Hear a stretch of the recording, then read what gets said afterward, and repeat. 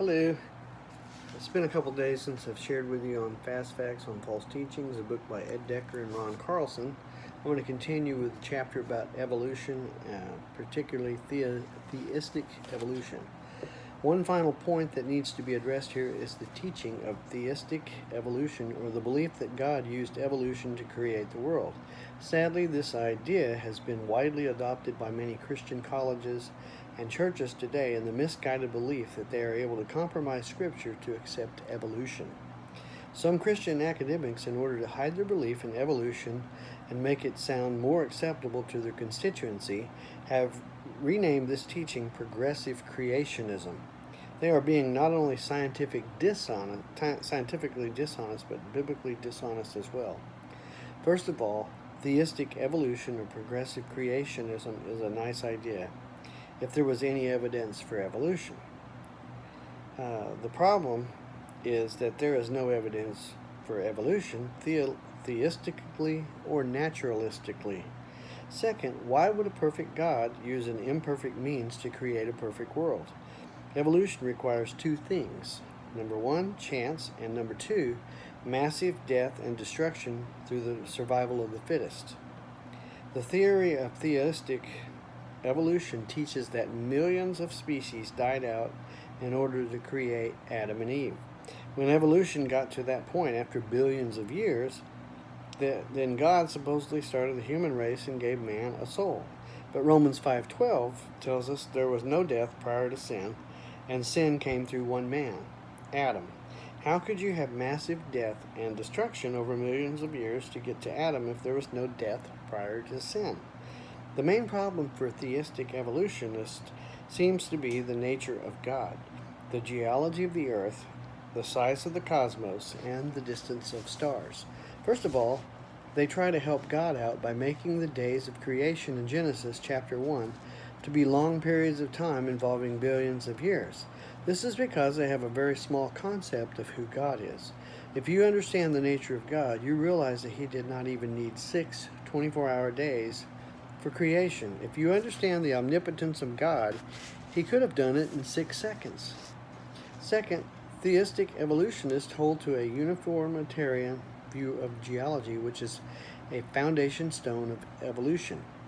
This view, created by atheist Charles Lyell in the 19th century, states that the earth has changed slowly and gradually through the ages by means of processes that are still going on today. Those who hold to this view, including theistic evolutionists, deny the worldwide flood at the time of Noah as recorded in Genesis chapter 7. They must reject the universal flood because a cataclysm of this magnitude would destroy their entire uniformitarian view of geology. This is why theistic evolutionists in many Christian colleges and seminaries teach the idea of a local flood located just in the Middle East area. But this is not what the Bible teaches. Theistic evolutionists have bought into the false idea of the geological column and the dating of the earth by it. The geological column was invented in the 19th century by Charles Lyell. He divided the earth into 12 so-called earth ages. These earth ages were based upon the philosophical assumption of evolution that millions of years were required at each stage for things to have evolved. This is why you always see the supposed evolution of life laid out next to the supposed 12 earth ages. The dating of the Earth's strata is then based on what are called index fossils. These are fossils that Lyell said should be found in each of his 12 ages of the Earth. The fossils in each age were determined based upon Darwin's theory of evolution. In geology, you date the rocks by the age of the fossils. In paleontology, you date the fossils by the age of the rocks. Let me show you the secret con game of evolution and how it works. Sadly, many Christians naively have fallen for it.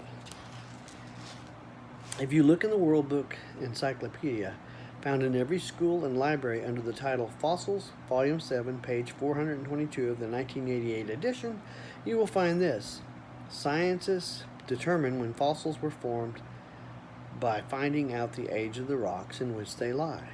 But if you turn to the title Paleontology, Volume 15, page 102 of the 1988 edition, you find this: Paleontology, study of fossils. is important in the study of geology. The age of rocks may be determined by the fossils in them. This is circular reasoning. By this means you can date anything, any age you want.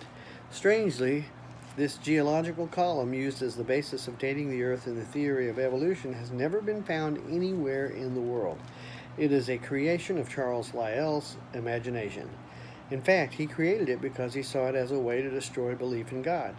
His creation and the worldwide flood is recorded for us by God in the book of Genesis.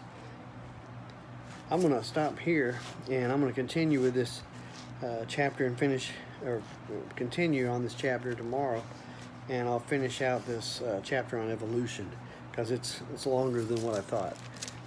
Anyway, if you'll subscribe and share, I'd appreciate it. May God bless you and keep you. Have a great day.